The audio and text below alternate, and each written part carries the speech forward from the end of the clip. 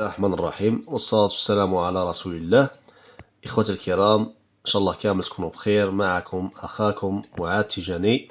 نتمنى كامل تكونوا بخير إن شاء الله. إخوتي، التحقوا بنا في قناتنا الجديدة هذه، معاذ تيجاني كارديولوس، حتى نكبر مع بعض إن شاء الله.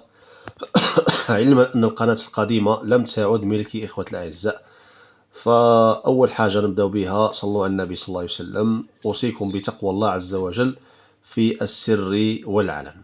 إخوتي، درس جديد إن شاء الله، يعني أمراض، سلسلة الأمراض اللي نكملوها، لأنه بزاف الناس راهي تعاني مع الأمراض. مرض آخر شائع جدا بين الطيور، ويعني هو مرض معدي صراحة. إذا كان عندك طير واحد فقط مريض، قادر يعدي لك كل ليلفاج تاعك. صحيح.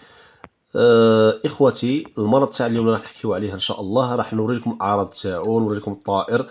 كيما هذا الطائر راه عاد كيوصلني من الجزائر العاصمة. هذا الطائر لقيت فيه لاقال. كي نقول لاقال خوتي، أو لاكاريوز، تسمى لاقال أو لاكاريوز، ولا نسميوها بالعربية جرب الطيور. الجرب تاع الطيور إخوة الأعزاء. صحيح. هذا الجرب الطيور يعني يسببه طفيلي إخوة الأعزاء، يتوشي سواء يعني الأرجل أو المنقار أو غيره. صحيح. ولكن غالبا يعني 80% من الحالات نلقاو يعني الأرجل تلقاوها يعني الجلد متحفر، يعني تلقاو يعني هكا مثل الحب الأصفر إلى آخره، وكأن الطفيلي هذا يحفر الجلد، والجلد هذا كيخشان، وبالتالي يعني قادر يسبب لك كارثة للطير تاعك. راح ان شاء الله نجبد لكم الطير تشوفوا، راه في البدايه تاعو هذا مزيف وقت لها اخوة الاعزاء. لهذا دائما يلزم تحكم الطير تاعك وتفقده مره على مره. راح نوري لكم الاعراض ان شاء الله، بقوا معايا ونوري لكم العلاج باش تنزعه من الجذور تاعها ان شاء الله. فوالا اخواتي، ان شاء الله نتمنى تكونوا تشوفوا ان شاء الله مليح، يكون واضح. بسم الله. على كل حال اخواتي، هذا راه في البدايه تاع المرض. نوريكم ابوبري يعني لاقال كيش تبدا لاقال. شوفوا خوتي، شغل مثل البذور صفراء، تبدا مثل البذور صفراء. ها شوفوا، وهذه تكبر خوتي، تولي طبقه على طبقه على طبقه، حتى الرجل الاصابع كلها تتخبى، الاصابع كلها تتسطح خوتي، تتسطح بفعل يعني هذا المرض. شوفوا مليح خوتي، شوفوا رجل الزوجة ممكن تكون واضحة فيها أكثر. فوالا مثل البذور الصفراء، راكم تشوفوا مليح خوتي. هذه تبقى تزيد. ها شوفوا خوتي، شوف تبقى تحفر الرجل، تتحفر وتكون يعني طبقة على طبقة، حتى الطير يولي ما يوقفش على الرجل المصابة. إخوة الأعزاء، مالا أول حاجة إن شاء الله ركزوا معايا مليح خوتي، تشريو الإيفرميكتين ولا الإيفوماك. صحيح، تركيز 1%. أول حاجة ديروها وهي ديروا نقطة من الإيفرميكتين. راح نوريكم إن شاء الله فين ديروها الإيفرميكتين خوتي.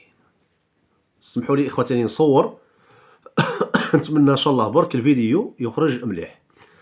شوف إخوة الأعزاء، الإيفرميكتين ديروا نقطة فوق الجلد، يعني هنا فوق الجلد مباشرة، الجلد تاع الرقبة هنا.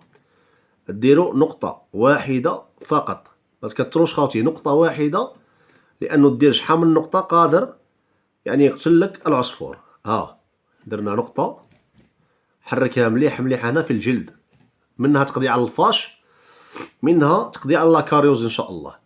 صاي درنا النقطة خوتي الأعزاء. الآن ركزوا معايا مليح في هاد ليطاب، لأنها ضرورية جدا.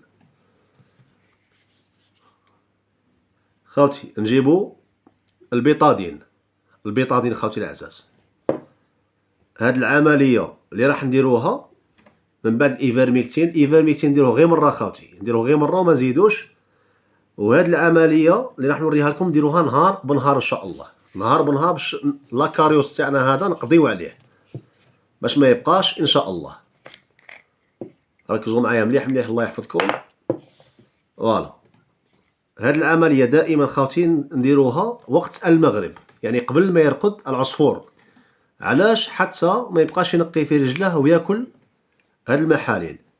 شوف نطويو له رجله مليح مليح ان شاء الله. شوف دقيقة، سمحوا لي دقيقة خاوتي، دقيقة نكوبي نعاود نرجع. معليش خاوتي البيضادين شغل ما حبش تمشى نيشان، ولكن نوريكم ابوبري غير باش يكون عندكم نظرة ان شاء الله وخلاص. هذا ما كان. شوف خاوتي نغسلو له رجله مليح بالبيضادين هكذا مليح مليح نغسلوها. فوالا هكذا بهاد الطريقة خاوتي، بهاد الطريقة سي بون. فوالا ندخلوها لها في كل الأعضاء تاعه هكذا. خليو الرجل تنشف شوية. واش نجيبو أهم حاجة، أهم حاجة نجيبوها الآن وهي الفازلين خاوتي. الفازلين صاي، الفازلين راح نديرو طبقة سميكة حول الرجل، ما نكتروش بزاف، كنوريكم حاجة غير خفيفة. علاش؟ باش نمنعو وصول الأكسجين إلى هذا المرض. صاي خاوتي نمنعو وصول الأكسجين إلى هذا المرض، وأيضا نرطبو الجلد. الجلد كيكون خشين وعاصي راح يرطاب إن شاء الله تعالى. شوفوا خاوتي نديرو غير شوية برك، غير شوية، مش ما نكتروش ما نغزروش فيه خاوتي، غير شوية هكذا. شوف ندخلو مليح مليح في الأصابع، ندخلو مليح مليح في الأصابع. ركزوا معايا خاوتي الله يحفظكم، وبارطاجيو لنا الفيديو في سبيل الله باش يوصل للمربين. صحيح خاوتي هذه العملية نقوم بها لمدة أسبوع كامل. هذه العملية تاع البيطادين والفازلين نديروها نهار بنهار، يعني نديروها اليوم غدوة ما نديروش، عاود نديرو نهار آخر، يعني لمدة أسبوع كامل مع الإيفرميكتين إن شاء الله راح تلقاو نتيجة بنسبة 100%. صحيح خاوتي تلقاو نتيجة إن شاء الله بنسبة 100%، ما فيها لا هضرة لا زوج. ونقوم بالعملية الثانية للرجل الثانية. هذا ما كان خاوتي، وإن شاء الله بإذن الله الطير يريح يولي فيه صحة جيدة، ودعيونا الله عز وجل. هذا ما كان، وليلة سعيدة مباركة. السلام عليكم ورحمة الله وبركاته.